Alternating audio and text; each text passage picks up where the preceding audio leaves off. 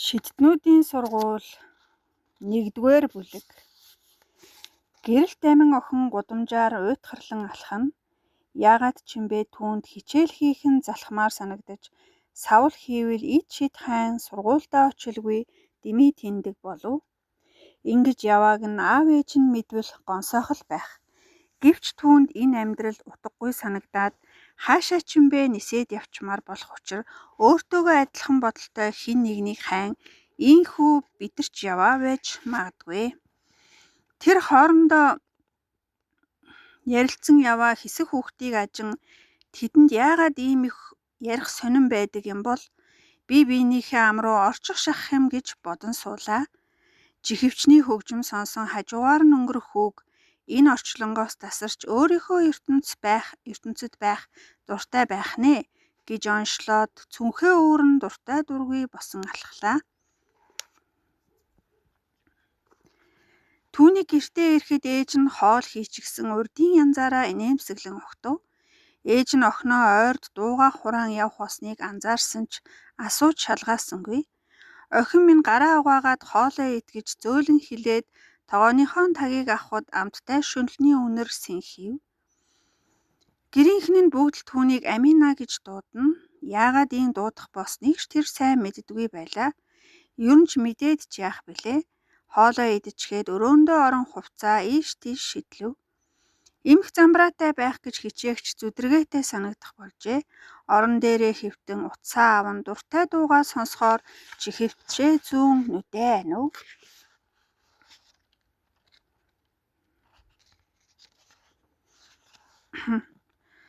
Амина дунд сургуулийн 7 дугаар ангид сурдаг бөгөөд бүх юмнаас ирээдүгээ хайдаг насан дээрээ яваа охин. Яагаад ч юм бэ энэ чигээрээ хичээлдээ онцгойрох юмгүй үлгэн салган яваад байвал ангийнхан нь бүгд хүссэн ихтэй сургуульдаа орж тэрэл ганцаараа юу ч үе хоцрох вэ гэхээс айна. Үнэн дээр тэр 3 дугаар анги хүртлээр онц сурчээ. Даанч түүнээс хойш сурлах нь муудсаар 5-6 дугаар ангид орохдоо хичээл хийх эдвэх сонирхол бүр алга болж дундчуудын игнэнд шилжжээ. Хэсэг хэвтэж байгаад юм уухаар өрөөнөөсөө гартал дүүн онгоц барин гүйж аваад түүнтэй мөргөлдөв.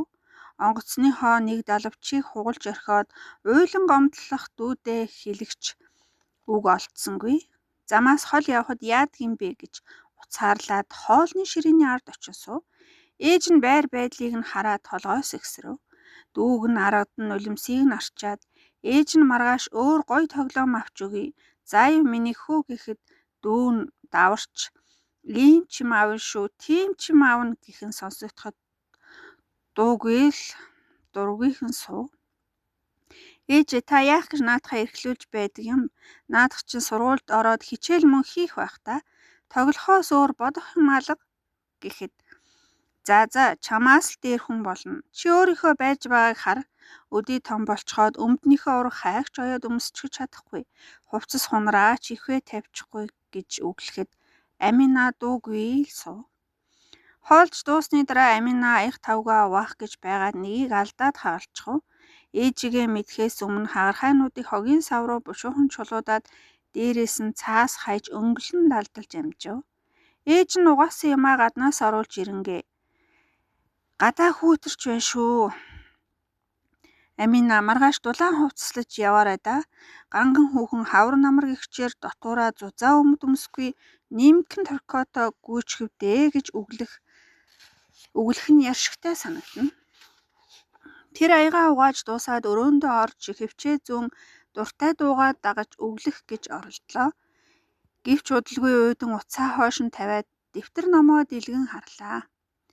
Хичээлээ сэргээн санах гэж оролдонгоо аав яагаад ирэхгүй байгаа юм бол гэж цаг харахад аль хэдийн 21 цаг болж байв.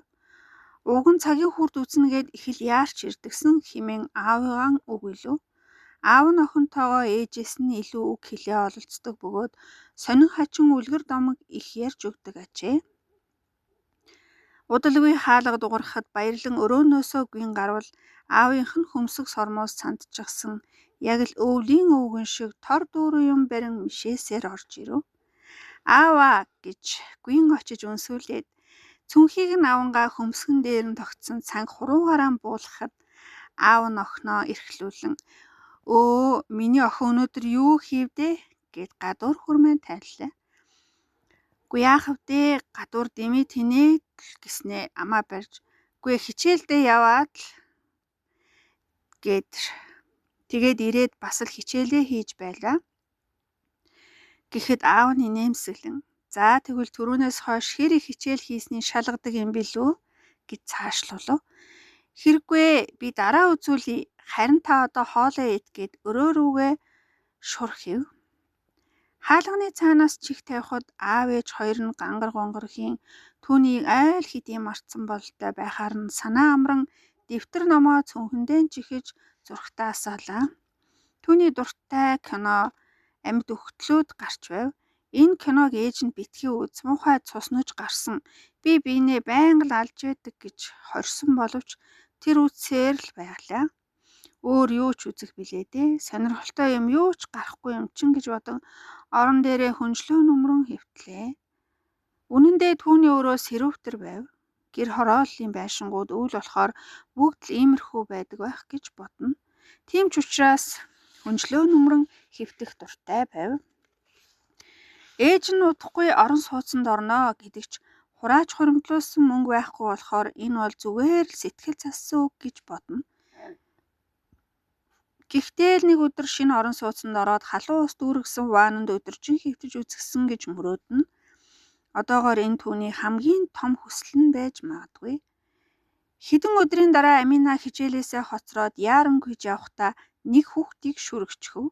Хүү түүн рүү том харснаа.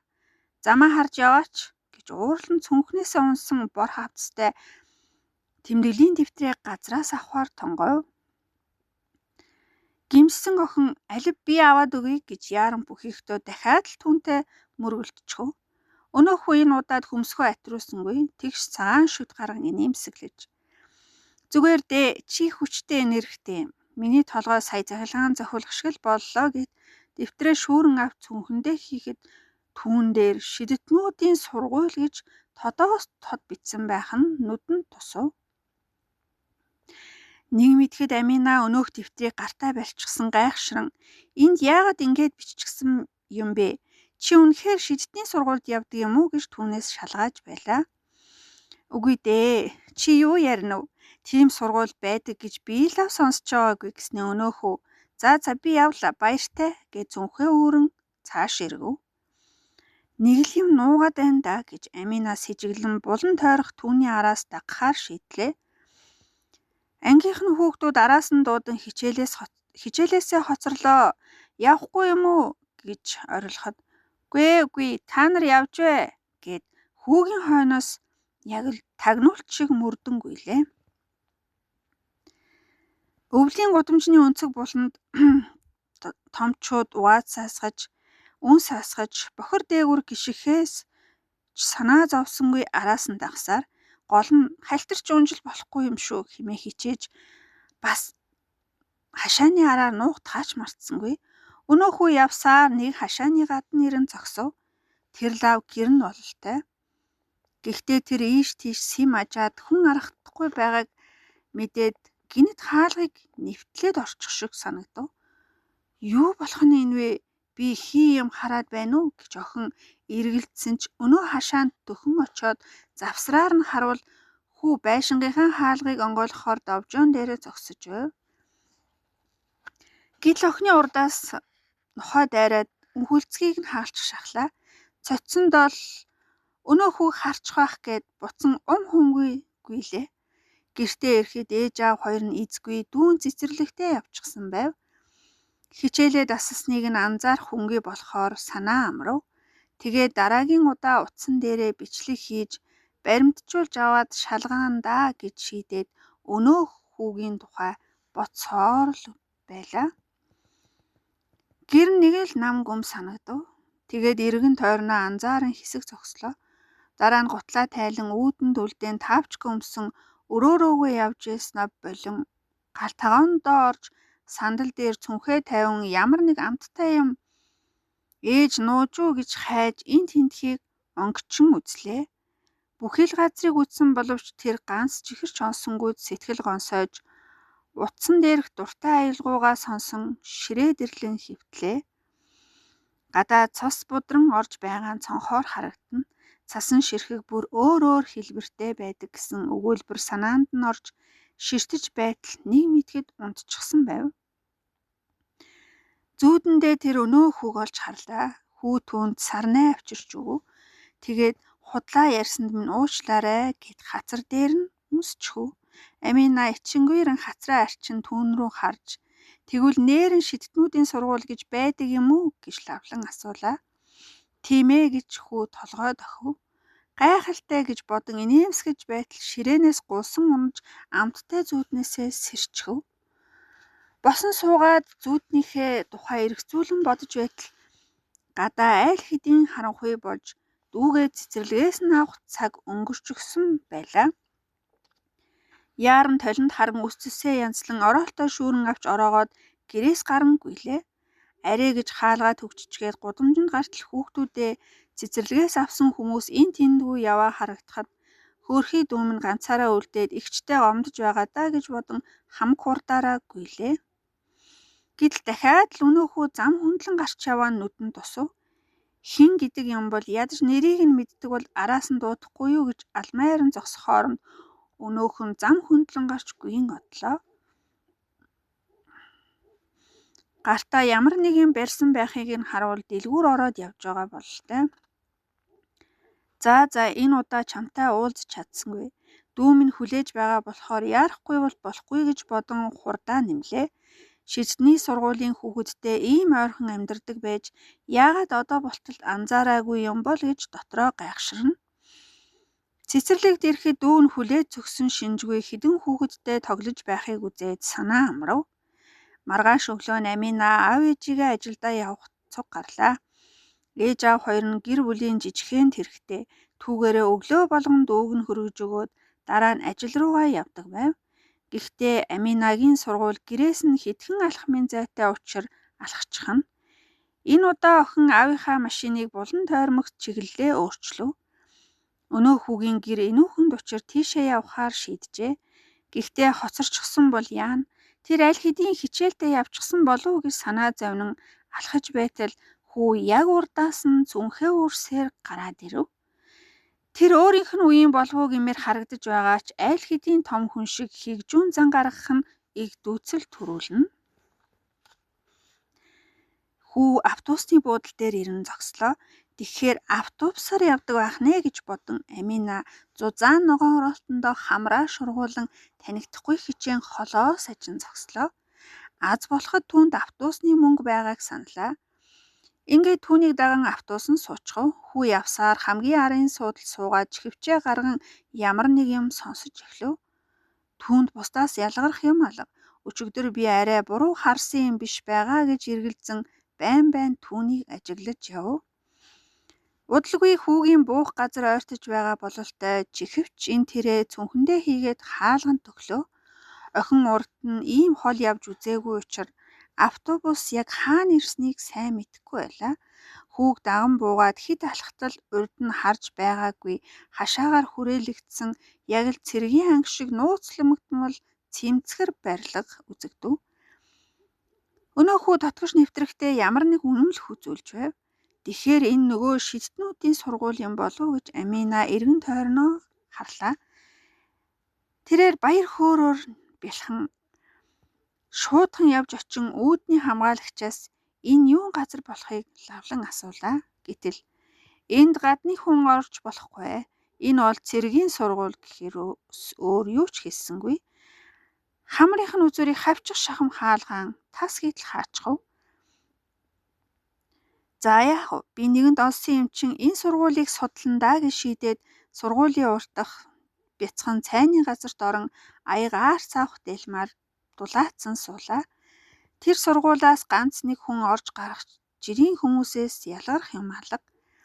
Тэгээд утсаа гаргаж ирэн зураг дарж байтал зөөгч бүсгүй хурч ирэн хөөш чи юун зураг аваад байна? Шидний сургуулийн зургийг хамаагүй авч болдгүй юм гэв. Тэгвэл та бас мэддэг байх нэ гэж охин дуу алдан. Би энэ сургуульд орох гэсэн юм. Яаж орох талаар та надад хэлж өгөөч гэхэд дүү минь энд чинь мундаг хүүхдүүд явдаг юм.